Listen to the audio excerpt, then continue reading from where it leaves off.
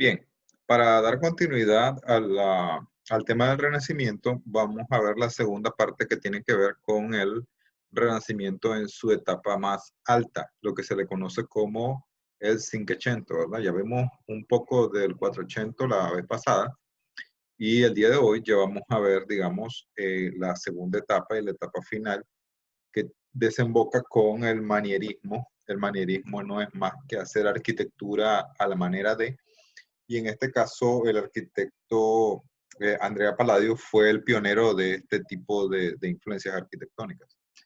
Entonces vamos a dar inicio a la parte de arquitectura renacentista del Cinquecento. Eh, una introducción al pensamiento renacentista de este momento. ¿Qué estaba pasando en este momento? El Renacimiento dice, eh, se da la recuperación de los valores de la antigüedad clásica, eso pasó también en el 480. La humanidad recupera del pesimismo medieval e inicia una etapa de expansión. Se vuelve más intelectual, recogiendo la ley de la perspectiva y desarrollándose la teoría de la proporción, ¿verdad? Esto en cuanto a la parte artística, pintura, escultura, etc. Se exalta el valor del arte geométrico iniciando el arte calculado para alcanzar la perfección. Academias, ¿verdad? En este caso están hablando de eso. Y cae la visión teocéntrica, quiere decir que ya el poder de la iglesia ya deja de tener pues tanto poder y comienzan a hacer otro tipo de cosas. ¿Esto qué significa? Significa que la arquitectura está lista para dar otro paso, otro salto en la historia, porque ya comenzamos a ver edificios de uso público, ya no tanto, digamos, el uso arquitectónico religioso, pero sin embargo se siguen desarrollando grandes obras de arquitectura religiosa. Tras la muerte de Lorenzo el Magnífico, la capital del arte renacentista pasa a ser Roma en lugar de Florencia. Recordemos que acabamos de pasar el arte florentino de Filippo Brunelleschi, debido a la gran influencia del Papa Julio II y León X. Los estados pontificios inician la expansión militar y los papas se convierten en los mecenas de grandes artistas. En este momento la iglesia, digamos, va a ser el mayor financiador de la arquitectura y del arte del Renacimiento, por tener, ¿verdad?, bastante poder económico. La época de los artistas tales como Miguel Ángel, Leonardo, Rafael, Bramante, Palladio, los llamados grandes maestros, que darán lugar al manierismo al ser imitadas la manera de cómo hacían ellos arquitectura y arte clásico. Características generales de la arquitectura del Cinquecento. Podemos decir que hay un equilibrio, austeridad y robustez predominando en la arquitectura, sobre todo en la orientación decorativa, ornamentación decorativa. Se emplean los volúmenes con un sentido más plástico, buscando contrastes y desarrollando utilización de la luz como elemento, como un elemento más, ¿verdad? Que quiere decir que las obras arquitectónicas que vamos a ver en este momento ya comienzan a saturarse de ornamentación. Estamos como llegando a un límite entre lo austero y ya lo cargado del barroco y el rococó que va a venir más adelante. Luego se desarrollaron grandes construcciones y planes arquitectónicos que vuelven a la manera romana, la mayoría por encargo, que quiere decir que aquí hay de promedio dinero, o sea, hay contratación. Empecemos a ver los representantes de esta tendencia o de este estilo de renacimiento. En primera instancia tenemos a Donato Bramante, representa la nueva severidad de la arquitectura del cinquecento italiano, a pesar de tener una formación cuatrocentrista, ¿verdad? Quiere decir que es un arquitecto que evoluciona de un periodo a otro y trata de sobrevivir en este tipo de nueva tendencia arquitectónica. Se forma en Urbino, Milán, adquiere conocimiento sobre perspectiva y en Milán desarrolla el interés sobre las plantas centralizadas y circulares romanas. Esto va a ayudarle a poder trabajar en obras arquitectónicas de renombre que vamos a ver más adelante. Su arquitectura se basa en el estudio de las ruinas que aparecen en esta época. Hablamos de Pompeya y Herculano, ¿verdad? Coincide con la elección del Papa Julio II, que es nombrado arquitecto e ingeniero general de todos los edificios pontificios. Imagínense estatus el que le dieron.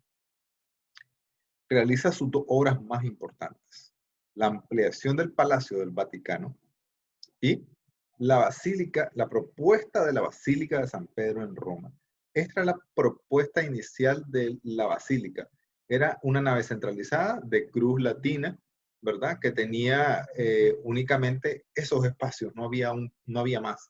¿Qué quiere decir? Donato Bramante es el que inicia la obra con Julio II para poder dar inicio a la magnífica obra de la Plaza de San Pedro y su Basílica de San Pedro en Roma.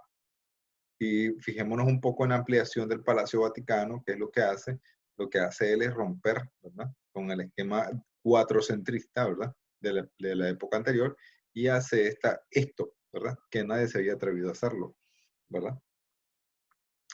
Miguel Ángel Buonarroti continúa con el estilo florentino, adaptando las características arquitectónicas de su época, que es el Cinquecento. Emplea frontones curvos, ventanas ciegas como elementos arquitectónicos, se basa en Brunelleschi, su inspiración, al cual intenta superar, y obviamente lo vamos a ver más adelante con su cúpula de la Basílica de San Pedro. Estaba empeñado en superar a Brunelleschi. A pesar de que es un gran arquitecto, la vocación de Miguel Ángel realmente era la escultura. Grandes obras arquitectónicas de Miguel Ángel. Por ejemplo, la nueva sacristía en San Lorenzo. Tenemos la Biblioteca Laurenciana. La Biblioteca Laurenciana es de carácter muy austero, y si nos fijamos, la obra arquitectónica que lo caracteriza o que caracteriza este edificio es la escalinata Miguel Ángel, ¿verdad?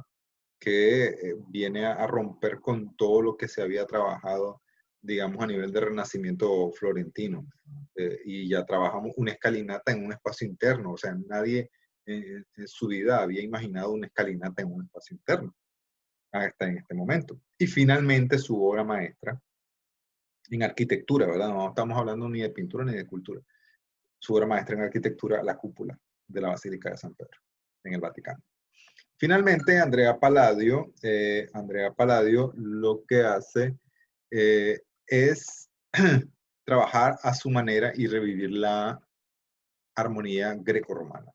Adapta las formas de la antigüedad a las necesidades modernas de esta época del Renacimiento, y desarrolla también obras civiles en los que se sitúan en el mismo nivel de esplendor que las obras religiosas. Quiere decir que él hizo más obra pública y privada que religiosa por encargo, como lo hacía Miguel Ángel y eh, después Donato Bramante. Primero Donato Bramante y después Miguel Ángel. Entre sus obras más destacadas tenemos la Basílica o Palacio de Vicenza.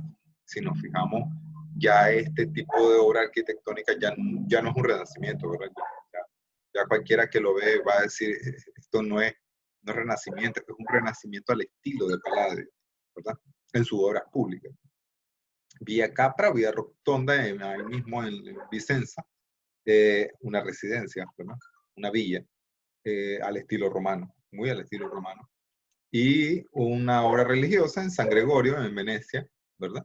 Pero si nos fijamos, él tiene una particularidad, ¿verdad? No lo podemos asemejar a lo que hace Bramante o a lo que hace Miguel Ángel en cuanto a arquitectura y obra arquitectónica, ¿verdad? Claro, respeta los elementos de arquitectura renacentista del momento, de este momento histórico del Cinquecento, pero él le pone su propio estilo, ¿verdad? Esto es lo que lo conocemos nosotros como el manierismo. Vamos a ver obras arquitectónicas luego a la manera de Palladio, a la manera de Bramante, a la manera de Miguel Ángel. Por eso se llama manierismo. Ok, bien. A continuación, ¿verdad? En la sesión de clases van a tener el desarrollo de videos complementarios sobre Donato Bramante específicamente, sobre, digamos, la obra arquitectónica completa del Cinquecento.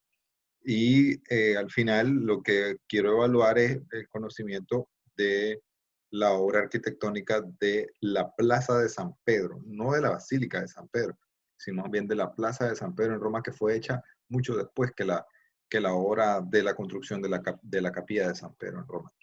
Bien, entonces hasta aquí los dejo, los veo la próxima semana ya con un tema nuevo para abordar.